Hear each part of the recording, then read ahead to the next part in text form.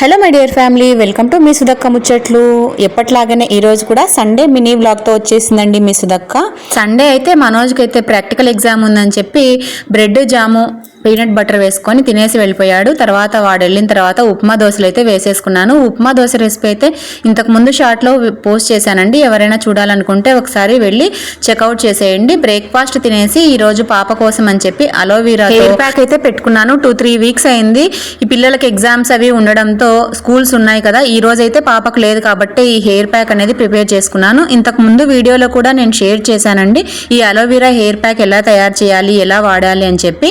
ఈ రోజు అయితే ఈ హెయిర్ ప్యాక్ని అప్లై చేసేస్తూ ఉన్నాను. చాలా మంచి రిజల్ట్స్ అయితే ఉంది. చుండ్రు తగ్గడంలోనే కాకుండా హెయిర్ గ్రోత్ అనేది కూడా పట్టించిన తర్వాత నుంచి చాలా బాగుంది. వీలైతే నెక్స్ట్ ఎప్పుడైనా వీడియోలో ఇంతకు ముందు ఎలా ఉండింది హెయిర్ అనేది తప్పకుండా చూపిస్తాను. హెయిర్ ప్యాక్ అది పట్టించేసుకొని తననైతే స్నానానికి పంపించేశాను. ఇక నేను వచ్చేసి కిచెన్లోకి బెండకాయ పప్పునైతే ప్రిపేర్ చేస్తూ ఉన్నానండి.